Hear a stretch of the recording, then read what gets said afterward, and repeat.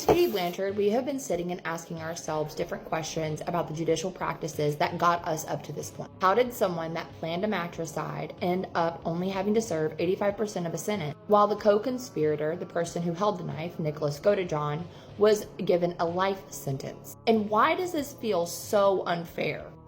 Well, yesterday I had a live and I talked to you about it. Why is it when we sit and pour over the information from different FOIA requests, we're left with this feeling of, this doesn't feel fair? What if I told you that the answer's been right in front of our face all along? But it has far less to do with conspiracies, and actually the way the judicial system is set up in Missouri. I did a lot of digging, and this is what I found. Looking over census data, legal fiscal year document, news article, and a very short documentary that was actually sent in to me by a viewer. Greene County, Missouri had a population of over 300,000 people. 14.1% of this population was at poverty status. The average median income was $57,488 per year. Greene County's jail system has 1,242 beds, with a crime rate of 75.81 per 1,000 residents. In 2025, they saw a decrease in overall crime. But I wasn't interested in 2025 numbers, I was interested in 2015 numbers. There were 30,212 violent offenses in 2015. The crime rate had a 12.2% increase over the year of 2014. Increases primarily in murder, rape, aggravated assault, and robbery, with almost 250,000 arrests. 497 murders were committed in Greene County in 2015. One of those was Dee Blanchard's. Theft was at 70.1% of the criminal population. Property and larceny offenses were 21.6%. There were 44,212 DV cases in Springfield, Missouri that year,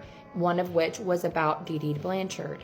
Aggravated assault had an increase to 20,787 offenses, with 68.8% of all violent crime being DV, carrying the index at 10.2% of all offenses, with 341.7 per 100,000 persons. Now, why do all of these numbers matter? Because of the caseloads at the public defender's office. According to the 2015 fiscal year report, there were only 26 available public defenders in 2015. Only 313 trial attorneys operated with a full-time equivalent. You hear about the number of offenses to the number of lawyers, you start to see how unfair the system is set up. So what did they do about it in 2015? Well, caseload relief efforts are located on the fiscal year report on section 7, page 11. You'll find the measure that was put in place. That was swiftly vetoed. What they wanted to do was allocate $3.4 million of funding to private sector lawyers to take the pressure off of the public defender's offices. Public defender director Michael Barrett actually stood up to Jay Nixon, who was the governor at the time. Using a state provision, he started assigning cases to Jay Nixon. In 2025, they were trying to pass a bill called SB 1109. By all accounts, with the amount of reading that I did yesterday, it says the bill went dead on 5/17/2024. This would have made a wait list to combat the fatigue of the public defender's office. This is what made the constitutional gap. It was so obvious and right in front of our faces the entire time. The 12-minute documentary that was sent to me is called America's Public Defense System. I encourage you to watch it because it's eye-opening, and it's filmed right there in Springfield, Missouri. Judge Calvin R. Holden is even quoted in the documentary saying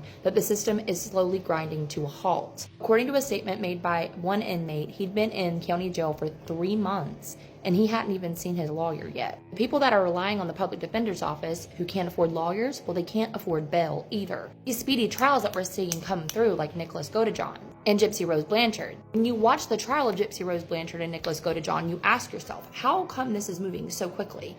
The reason it was moving so quickly is because the public defender's office hands are tied and they have too many cases. So in order to be able to get to the next case, they have to basically fast line every case that they get a hold of. The most worrisome part of this entire thing is that under the Constitution, you have the right to a fair and speedy trial. But our country is only spending 2% of a $256 billion budget for our judicial system on public defenders. Don't even get me started on the overcrowding in the jails. Due to the fact that the public defenders' offices all around the country are so underfunded, we see a huge increase in overpopulation in jail. This leads to more strain on the system as well, and more stress on the individuals that are housed in the jails. People even having to sleep in what are called boats, and some even having to sleep in the floor. Missouri is 49th in per capita funding with a higher crime rate. Public defenders make $12,000 less. They are constantly put at 400 to 600% capacity, which is forcing a lot of the public defenders into the private sector because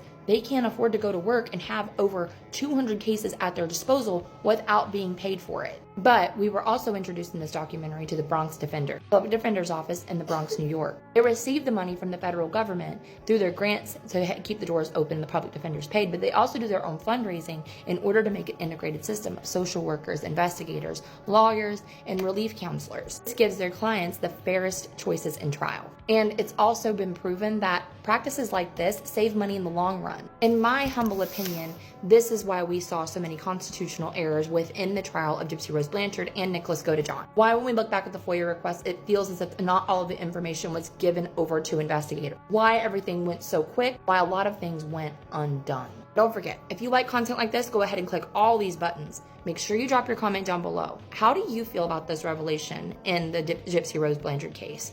I hope you have a beautiful day. Please stay blessed, stay happy, stay safe, and stay full. And please, for the love of God, remember not to shit your pants. And I will talk to you later. Bye.